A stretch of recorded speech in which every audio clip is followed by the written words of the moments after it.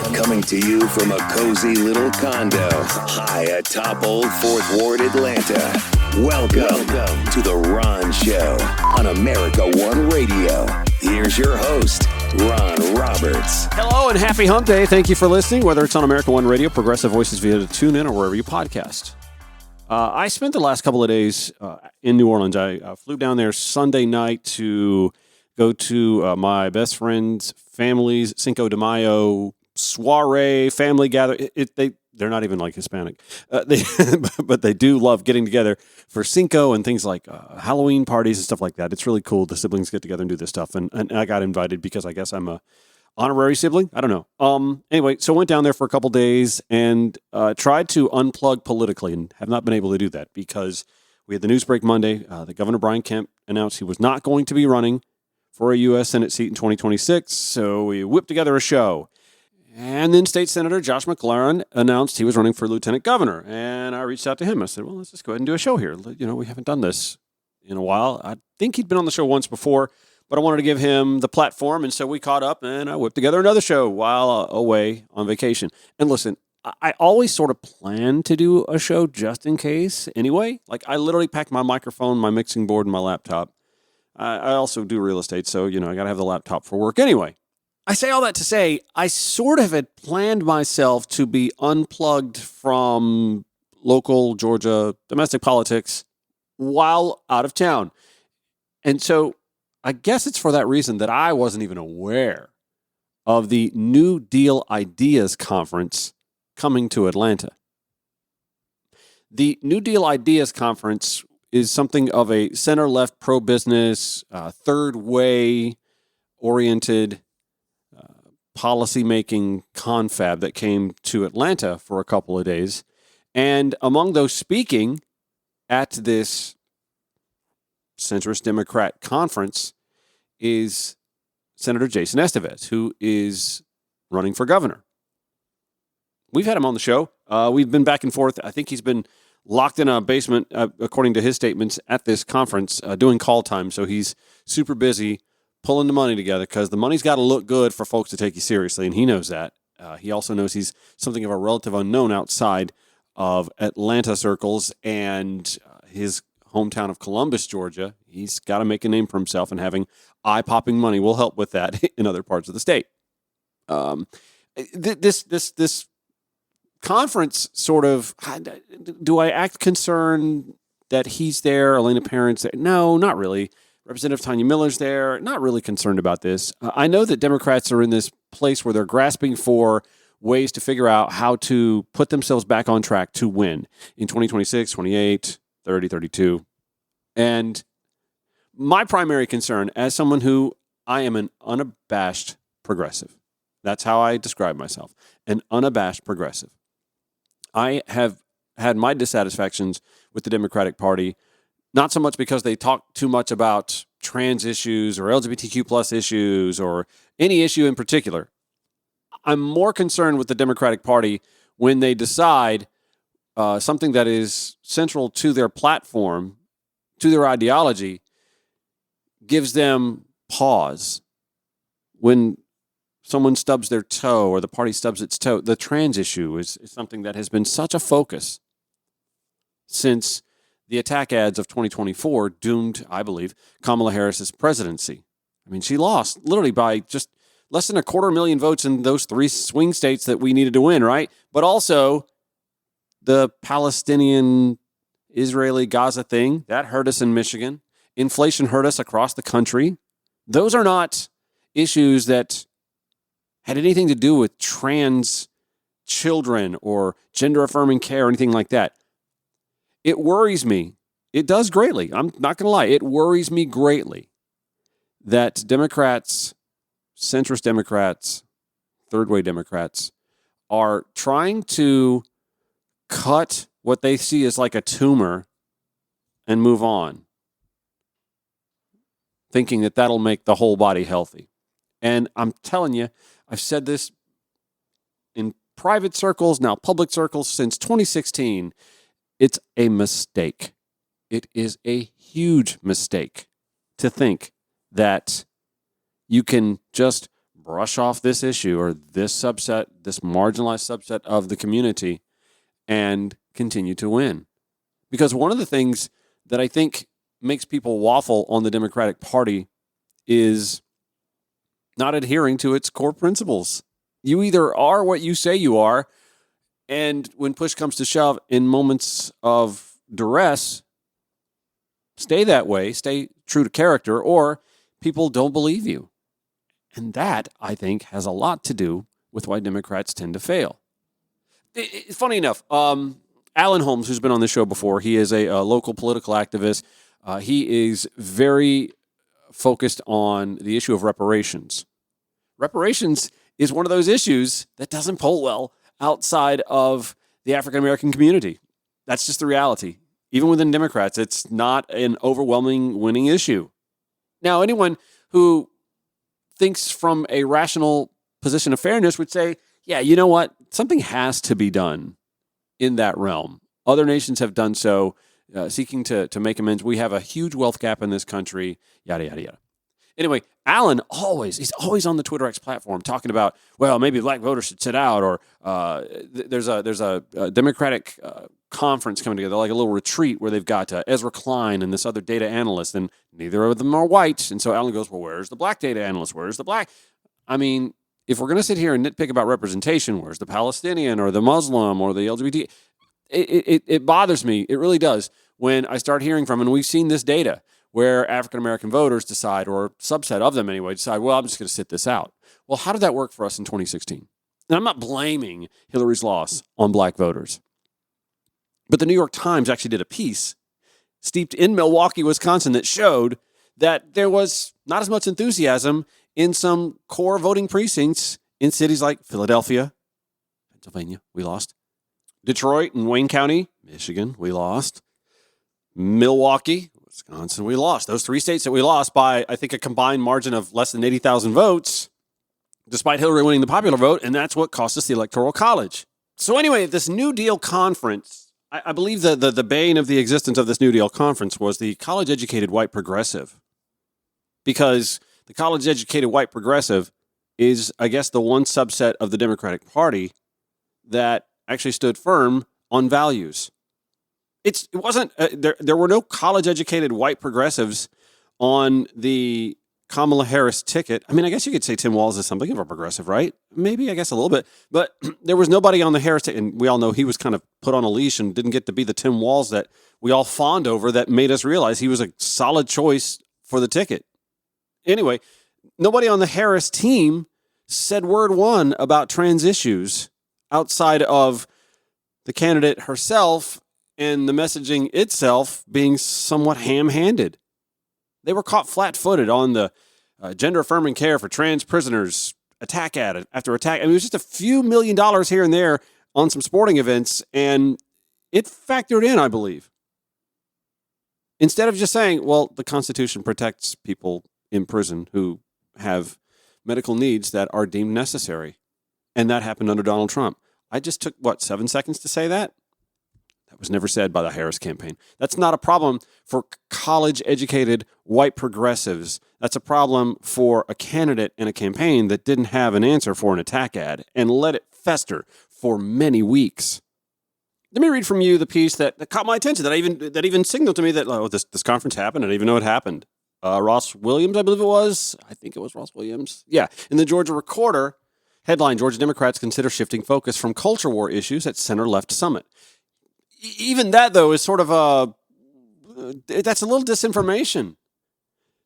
Democrats weren't focusing on culture war issues. That's partially the problem. They didn't have any focus at all or a response when the GOP made voter focus on culture war issues. And the center-left summit here is just looking to divide us and leave, the marginalized few in their wake. When you lose by such small margins, Democrats don't have the luxury of just lopping off some to move forward. We keep going after that Reagan Democrat. That ain't a Reagan Democrat. They're conservatives now.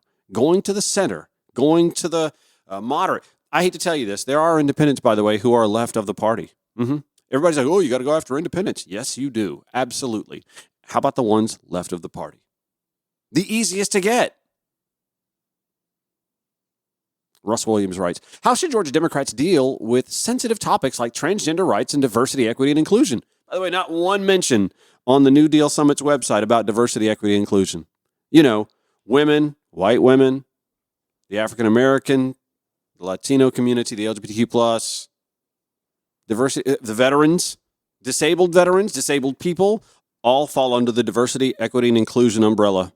A little further down in the article, Williams writes, a handful of Georgia Democratic leaders, including at least one candidate for governor, talked strategy Monday and Tuesday at the 2025 New Deal Idea Summit in Atlanta, a conference for center-left Democrats. Well, this is why I wasn't invited, or was told about it, I guess. At the state and local level from around the country. On Tuesday, Atlanta Democratic Senator Jason Esteves introduced Jim Kessler, Executive Vice President for Policy at Third Way, a center-left think tank, for a presentation called How Democrats Lost the Middle. This from Senator Jason Esteves at the New Deal Ideas Conference. It's weird. People really hate Donald Trump, but they really don't like us either. So we need to figure out how to tread that line and make sure that people understand what we're about and how we could rebuild a durable Democratic coalition. And Jim Kessler can do that. And I'm skeptical. Ross Williams writing, Kessler concluded with 4 key takeaways. White and woke doesn't win. Latinos are beginning to vote more like white people. Listen to voters and prioritize their desires over less immediate issues, like mitigating climate change or preserving democratic norms. I think that's a pressing issue. And to mind the marriage gap. Harris lost married voters by 13 points, a wider gap than the gender gap, Kessler notes. Naturally, I think a lot of this is a mistake. We should be able to walk and chew gum at the same time. We should be able to think near-term and long-term. In fact, I think it's the fact that Democrats have lost the ability to dream big, to have goals, to have vision, that I think has lessened their appeal to a lot of folks. Think about this. Who among us, when we see like new renderings for a new mall or a new park or a new building, we love the renderings, right? Oh my God, that looks so ideal. We don't do that anymore. We don't have renderings for what's going to happen in the near and in the distant future. We don't dream big, and I think that's part of the problem. But also shirking our responsibilities to defend the marginalized is something that has sort of been a problem for Democrats for a long time. And I say this as a gay white man who lived through the 80s and 90s when we were told, shh, we got you, just hang tight. It took y'all 35 years to get around to marriage equality, and actually, you got dragged into it by one Joseph R. Biden who spoke out of turn. And then comically, this is where the cynic in me comes. Comically, then in 2016, Hillary Clinton, who as a senator was on the record against gay marriage, said so, is running for her opportunity to be president of the United States and shilling to the LGBTQ plus community, a lot of whom, by the way, Beltway insiders, the Human Rights Campaign, just lapping her up, we love, yes, Hillary. They were selling T-shirts, yes, Hillary, with the rainbow flag color. Dude, she was not pro-gay. The guy who was since the 1980s, Bernie Sanders, couldn't get an audience. This is how you lose credibility with subsets when you aren't there for them when times are tough and then show up for them when times aren't so tough. That's how Democrats lose. Anyway, I'm going to give you a good bit of Jim Kessler's Third Way presentation and provide some commentary as well and let you decide for yourself if this is the way forward for Democrats. When the Ron Show returns on America One Radio, Progressive Voices via TuneIn, or wherever you podcast. You can follow The Ron Show on your preferred social media platforms at Ron Show ATL. You can also call the show 404-919-2725, or if you're shy, that's fine, text it, 404-919-2725. Comments are welcome. All right, so this New Deal Idea Summit, this Third Way-backed centrist Democrat confab happened for a couple days in Atlanta while I was out of town. I wasn't invited. Then again, I'm pretty much a progressive. Anyone who does know me, and they probably don't, would have known not to loop me in on this anyway. Senator Jason Esteves, I would say, leading candidate for governor right now on the Democratic ticket. One of two that has somewhat announced anyway, introduced Jim Kessler from Third Way, which is an avowed centrist Democrat think tank, to lay out the case that it was college, educated, white, progressive voters, woke, that destroyed the Democratic Party, and not inflation or not answering to anti-trans targeted attacks. I'm going to give you a bit of this 35-minute presentation with some commentary. Here we go. This presentation is called Exposed, and it's because I believe the 2024 election exposed a series of vulnerabilities that Democrats have had that we've been able to avoid because we've either been winning some elections or losing by a close margin, but I think in 2024, I think the fantasy is now over. So I want to start with this map. And what you're seeing here is these are the top 20 states by educational attainment. These are the 20 states that have the highest per capita percentage of folks that hold a college degree or better. And Kamala Harris won 18 of those 20 states. We are plus 95 in the House, and we have a 34-4 advantage in the Senate. It doesn't add up to 40 because one of those states is DC, and we're not yet a state. And we should feel very, very good about that performance. And then here are the other 31 states. These are the 31 states that, by comparison, have lower levels of college degree attainment. And Harris won 2 of those states. We're minus 100 in the House, and it's 13-49 in the Senate. And what this map exposes is that outside of areas that are really outliers in college degree attainment, Democrats are not competitive at all on the national level or congressional level. Likewise, there are 19 states that touch either the Pacific or Atlantic Ocean. Harris won 14 of those states. There are 32 that do not. Harris won 6. 2 of those states are Vermont and DC, which again is not a state. That is the worst performance of any Democrat running for president since Mike Dukakis in 1988. And then, so if you put all of those maps together, you can see that it exposes that charge that Democrats are a culturally elite, coastal, overeducated, look down our noses, snooty party. You can see where the charge could ring true, okay? And then the last thing that it exposed is we had a formula, essentially a coalition that more or less worked for us throughout this century that is now, it's exhausted, like it no longer works. And it was win college-educated voters, and then win 90% plus of African Americans, and then close to 2/3 of Latinos and Asians. And theoretically, that formula still works, but we're not hitting those targets. So we hit the target with college-educated whites, but we fell short, and significantly short, with African Americans, Latinos, and Asians. And there are indications that diminishing numbers that we're getting with non-whites, I don't want to use the word permanent, but that it could become permanent unless we make some changes. And I'm going to start with this.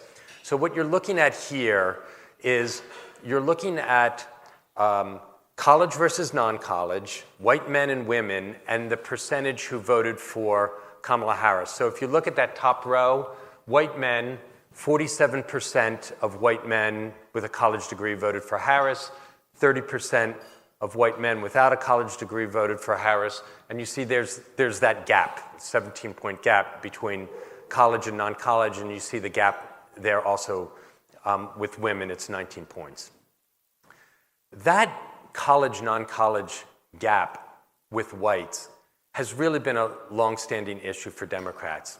Off and on, like we've had that gap really since the Vietnam War. Now, if you look at non-whites, okay, on the one hand, you can say like, well, the gap is a lot smaller, that's good news. Here's the bad news. This gap is brand new. It did not exist before this election, okay? So, if this non-college college virus that has infected Democrats among whites for the last 50 years is now spreading into non-whites, we're sunk, okay? And the reason we're sunk is because, particularly among Latinos and African Americans, the vast majority of those voters are non-college educated. Only 1 in 5 Latinos has a college degree. Just over 1 in 4 African Americans has a college degree. So if we are underperforming with non-college educated non-whites, particularly Latinos and African Americans, we are underperforming with Latinos and African Americans. So that means like that disconnect we really have to solve. He's not wrong about any of that, but I would argue that not speaking in economic terms that working class voters of all colors would nod their heads in agreement on is why Democrats keep losing them. So we'll pick up on that conversation when the Ron Show returns on American One Radio, Progressive Voices via TuneIn or wherever you podcast. This is the Ron Show on America One Radio. All right, to reset. While I was out of town for a couple of days, the New Deals Forum held a 2-day conference here in Atlanta. A lot of third-way Democrats, centrist Democrats, having a lot of the same conversations that we've had since election night. Like, how does the party regroup? How does it recoup losses? How does it rebound? And it seems as if we're going back to what I think is kind of a tired old playbook. Oh, let's go back to the center. That's exactly what we did in 2016. And actually, it's the dissatisfaction with a lot of progressives and staunch Democrats from the Obama presidency. 2 years of the Obama presidency, he ran on a more progressive platform than he wound up presiding from. And there was a lot of dissatisfaction or disinterest in the 2016 ticket. And, well, we all know what happened in 2016. We know that the progressive flank was really excited that a candidate had emerged that was speaking to their values and actually the Democratic Party's platform at that point in time. And it wasn't Hillary Clinton. It was Bernie Sanders. The same Bernie Sanders who kind of got shafted by the DNC and who got snubbed by the Hillary Clinton campaign, despite the fact that he went out and campaigned harder for her than she did herself in the closing days and weeks of that campaign. And then, of course, she blamed him, naturally. Anyway, the new version of that is, well, we were too woke. And looking at the trans issue, for example, and pronouns and yada, yada, yada. I'll sit here and tell you that as a 51-year-old gay man, the pronouns thing kind of trips me up too. It does. It just does. The conversation about sports participation, I can understand why there needs to be a conversation. The difference I have between Republicans and what seems to be some centrist Democrats now is I want to have the conversation. I want to do the research. I want to find ways for inclusion instead of just shunning people and closing them out, leaving them out altogether. I want to have the conversation. Let's have the conversation as grown adults instead of demonizing people, marginalizing, otherizing. Anyway, Jim Kessler, who is the Vice President of Policy for Third Way, the centrist Democrat organization, was speaking at this New Deal Forum introduced by Senator Jason Esteves, running for governor here in the state of Georgia.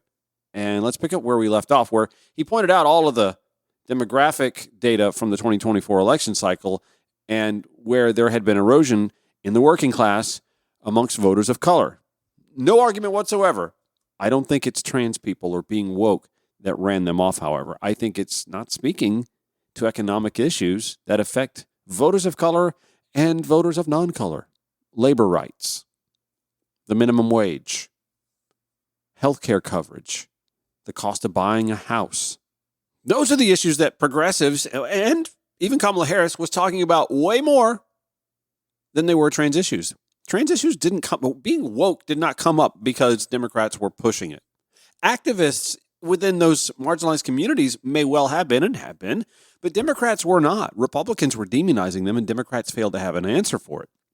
Anyway, let's pick up where Kessler was giving us the rundown. And by the way, you'll hear him point to a visual media aid to his conversation. I'll include that in the show notes at ronshowatl.com. Let's start with culture. And here, I'm looking at 3 groups that are essential to the Democratic coalition: Latinos, African Americans, and white progressives. And we're looking at culture issues, and there are 3 ways in which white progressives are an outlier compared to these groups and really any other group within the Democratic coalition. One is white progressives are just, they're paid attention to more than any other group. They're louder, they're better on social media, they're better in traditional media. Sort of their views are really, a lot of times, imprinted on the Democratic brand. So that's one way that they're an outlier. But I mean, who is he talking about here? Is he talking about like Chris Hayes, Rachel Maddow, the MSNBC crowd, who, by the way, all circled the wagons and rallied behind Hillary Clinton in 2016? Is that who he's talking about? I'm trying to think of prominent white college-educated progressives that have snapped up the microphone. I'm somewhat college-educated, but I'm not college-degreed, so I don't really count. Number two, they're particularly compared to Latinos and African Americans, they are highly college educated. They are outliers in terms of educational attainment. So again, there's that elitist part there. And then third, they're just far to the left. So if you look at the cultural issues like patriotism, is America the greatest nation on earth? African Americans, 62% say yes. Latinos, 75% say yes. White progressives, 30%. If you look at border security, and this is from 2024. This is like the summer of 2024. So this is not infected by what Trump is doing right now. Latinos and African Americans really split whether 50-50 on whether we should increase border security. Only 15% of white progressives say increase border security. But again, was that a white progressive that was in the White House from 2021 to 2025? I'm befuddled by this. And why can't we, again, chew gum and walk at the same time? You can talk about border security, but you can also talk about the net roots of causation. That's exactly what the Biden-Harris administration was dealing with, by the way. And where Kamala Harris was in charge, the three countries, the Golden Triangle of Central America, we were actually pretty effective in reducing the root causation and the migration from those three countries. Are we a racist nation? Is racism embedded in this country? White progressives, 75% say yes. That's 13 points more than African Americans. And it's 38% more than Latinos. And then on other issues like religiosity, how often you attend church, the number of progressives who attend church at least once a week, it's very, very small. So huge cultural disconnects here. Now I want to go to the economic disconnects between college and non-college. And what we're looking at here is we're not looking at polling. We're looking at census data. So this is every person between the ages of 25 and 64 divided by whether you're college educated or non-college. So the first thing to note here is there's a lot more of them. There's 109 million of them than us. There's 63 million folks between the ages of 25 and 64. Now, I picked that age because those are prime working age. This is essentially working age America. So let's look at salaries. So this is the median household income for college and non-college within that age group. If you're college educated household between the ages of 25 and 64, median household income, $124,000. Inflation is a problem. Non-college, $61,000. Inflation is a crisis. And progressives like Bernie Sanders weren't afraid to say so in 2024, though. Hello? How do you earn your money? Is it salary or is it hourly? By a 3-to-1 margin, it's hourly if you're non-college, which means your schedule really isn't your own. If you get sick, you may not get paid. Taking a vacation is hard. You're less in control of your destiny. Which is why the minimum wage and making sure that overtime pay is just compensation and healthcare is a universal right. Important progressive planks are important to the working class. And if only they had a party that were out there fighting for them, right? And then what is the nature of your work? So 23 million folks who do not have a college education and are in the workforce, 23 million of them, they start their shift either after 7 p.m. or before 7 a.m. So you're not even living in the same time zone as everybody else in your community. Things like childcare, everything else that you need to do, like it's a little bit off. By a 6-to-1 margin compared to college educated, you're in a job where you're doing some sort of physical labor, walking, carrying, moving, toting, standing on your feet, I always say there's two types of work where you shower before work and work where you shower after work. They're overwhelmingly in jobs where you shower after work, which means if you have a bum knee, if your back goes out, you're far more likely, 10 times more likely than college-educated folks to be out of the workforce because of some ailment, because of some disability. Which again speaks to universal healthcare being a human right. And I'm sorry, what side of the Democratic Party has been talking about that since well before 2016? And which side of the party has been sort of lukewarm about it? Let's be honest with ourselves here, guys. And then just the last thing, and now we're looking at here, ages 55 to 64. Do you have private retirement savings? And if you're college educated, 71% of you, if you're nearing retirement, have retirement savings, and the median's about $280,000. Only 40% if you're non-college educated. So the median $70,000, which means the rise in the stock market, which means a lot to us if you've got 401ks, it means absolutely nothing. Really, almost next to nothing. Right.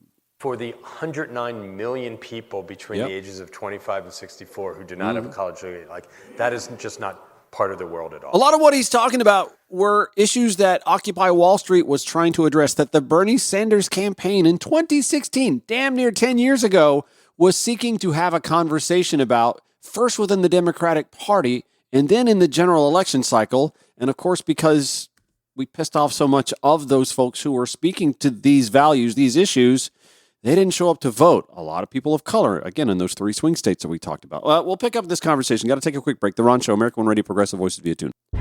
Final few minutes, today's Ron Show, and it was 2 days ago, Monday and Tuesday, actually, or yesterday, that the New Ideas Forum was taking place. A lot of centrist Democrats, third-way Democrats, including, I didn't know he was one, Senator Jason Esteves, candidate for governor here in the state of Georgia. But you know what? The more I think about it, the more it sort of makes sense. He and his wife, again, I'm firmly in his camp here. I think he was going to be a fantastic candidate for governor of the state of Georgia. He and his wife are both small business owners, and there is a little hesitation. By the way, he's also a person of color, half Hispanic, I believe Hispanic and black. His wife is African-American. And so there is a lot of conversation in this New Ideas Forum about people of color and how far they are view-wise from white, progressive, college-educated people. I'd be interested to hear, by the way, and I didn't hear a lot of this from Jim Kessler, the Vice President of Policy at Third Way, about the similarities between voters of color who are also college-educated and white college-educated. You see what I'm saying? Like he kind of picked apart white college-educated progressives or voters, I guess, and voters of color who are also college-educated. I'd love to know what kind of similarities there were. Let's boil down those numbers. Let's pick up where he kind of led to a conclusion real quick. I'm going to conclude with what I think are 4 implications for this, and just go through them real quickly. The first is this: white and woke doesn't win. So, wrong. White progressives are real outliers on an ideological scale of 1 to 7. This was done by Pew. African Americans and Latinos, so 4 is dead center. African Americans and Latinos are just like a tick either side of dead center. White progressives are really far to the left. On the border, crime, transgender issues, a mostly white progressive base speaks loudest, and they are starting to cause, some drift with particularly non-white voters that we didn't see before. But again, pay attention to the fact that he is talking about white, college-educated Democratic voters. Voters who are people of color who voted Democrat. He's not pulling that apart. I'm willing to bet that those numbers are probably similar. If we just did the college-educated versus not college-educated thing, he'd probably find that there's a whole lot of similarities still. And there's no argument to be made that, yes, there are culture issues that do move folks who are, just less educated on issues.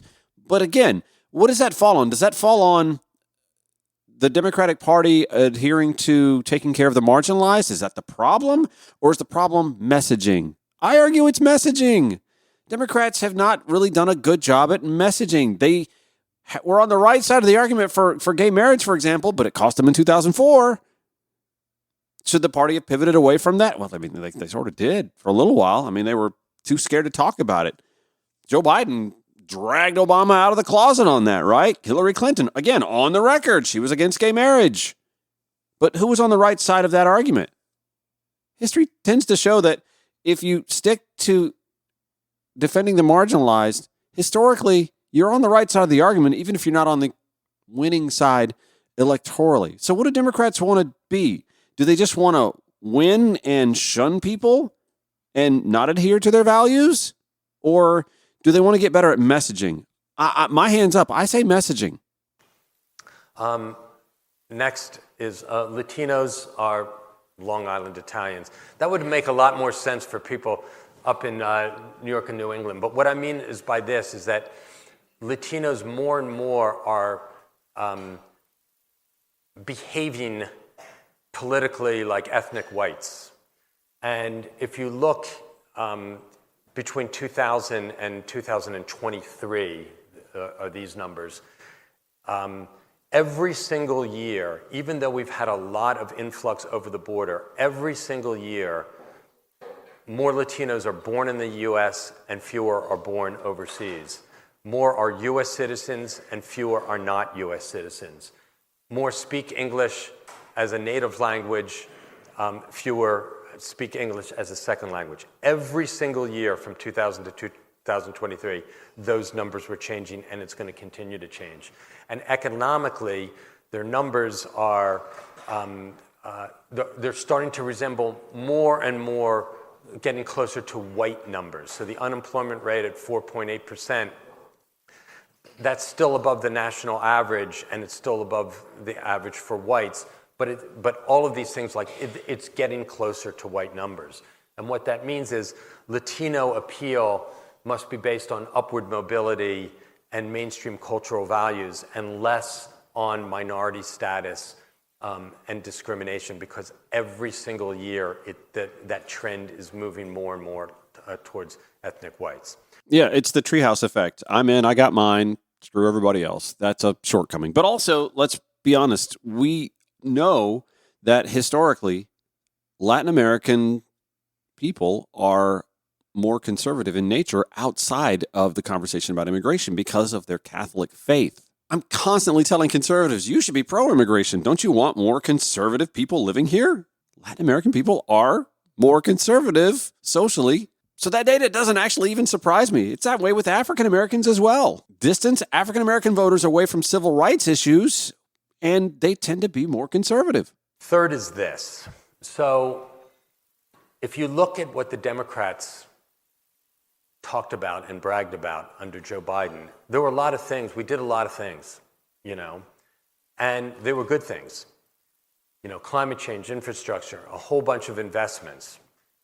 And if you looked at what Democrats were talking about, a lot of it was about the future. And Democrats often say, elections are about the future. Well, they're not always about the future. Sometimes they're about the right now. And if you look at what Republicans were running on, the border, crime, gas prices, et cetera, they were right now concerns. And you need to realize, well, is this a future election or is this a right now election? And because we have lost touch with working class people, if you're college educated and your median income is $124,000, yeah, the future. If you're non-college educated and the median income is $61,000, it's like, no. It's right now. So we kept telling people what the issue should be most important. Climate, it's an existential crisis. Democracy, it's an existential crisis. They kept telling us what the number one issue was, like gas prices, grocery prices, the border. We have to stop telling people what the most important issue is. We have to start listening to people, asking them, and believing them. So does that include when tens of thousands of people are showing up at rallies to listen to Alexandria Ocasio-Cortez and Bernie Sanders and Elizabeth Warren discuss issues that are important to them? Oh my God, y'all. This is exactly why we didn't win in 2016, because we weren't listening to people. We decided for them. But also the Democratic Party has been doing a lot of that since, right? They decided in 2016 for people. They decided in 2020 for the voters. And here again in 2024, let's be honest, we didn't have a primary system. So the decision was made for voters. That's kind of a problem that the Democrats have to address. And the last is this. We talked about the gap between college and non-college, and there's a gender gap that's also, longstanding. Obviously, more women vote Democratic than men do. But there's another gap that's going on here as well that I think combines all of that. And, Harris lost married voters by 13 points. And the marriage gap is now bigger than the gender gap. And something is happening when people get married, that they're saying the Democratic Party is no longer for us. And if you look at how Harris performed with married men and men with children, it's completely non-competitive there. And she even lost married women. And the lesson here is we talk about kitchen table economics all the time, how families can balance their budgets and make ends meet. But there's other subjects that are brought up at the kitchen table too that are family issues that I think Democrats have been absent on, a lot of these cultural issues, that we have to be part of that kitchen, part of the solution of those kitchen table discussions as well. But again, buying a house, your wages keeping pace with inflation. Those are healthcare costs. I mean, we can't just continue to hang our hat on the Affordable Care Act when insurance costs are skyrocketing still. I mean, yeah, sure, it's not skyrocketing like at the same trajectory it was before, but it's still going up. And we haven't yet broached the conversation about advancing to universal health care because it's taboo in Democratic circles. How don't you dare talk about Obamacare? That's one of our crowning jewels. Well, the jewel's losing a good bit of luster and it needs addressing. So there's nothing more that we need to do better in states where folks are highly educated, okay? Winning 18 of 20, that's fantastic, all right? But we are uncompetitive here.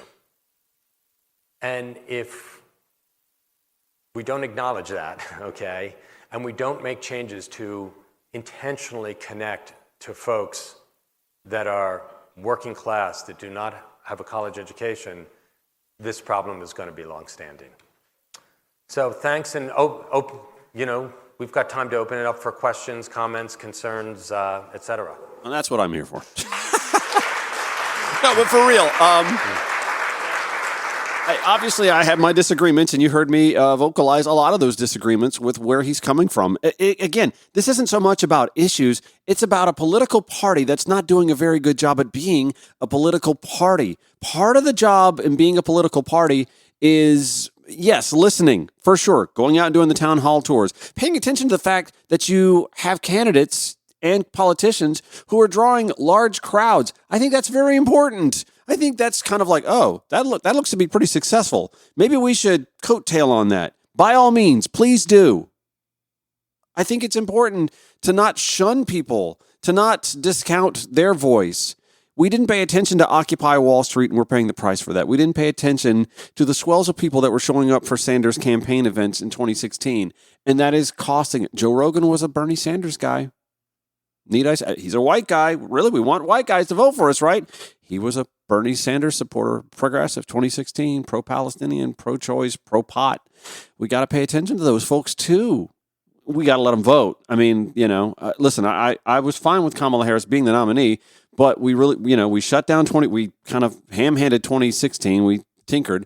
We shut down 2020, and 2024, there was no such race whatsoever. That's where Democrats have to work. They've got to get to work on those core issues. And then I think they'll start seeing some successes at the ballot box. Going the center, to me, that is dangerous. It's just, it's asking for more of the same, but who am I? Anyway, that's going to do it for today's Ron Show. I want to thank you for listening on the America One Radio app, AmericaOneRadio.com, Progressive Voices via TuneIn. Show notes, as always, at RonShowATL.com. This show airs weekdays, 9 a.m., 5 p.m. on America One, 11 p.m., Progressive Voices via TuneIn. See you tomorrow. Take care. Have a good one.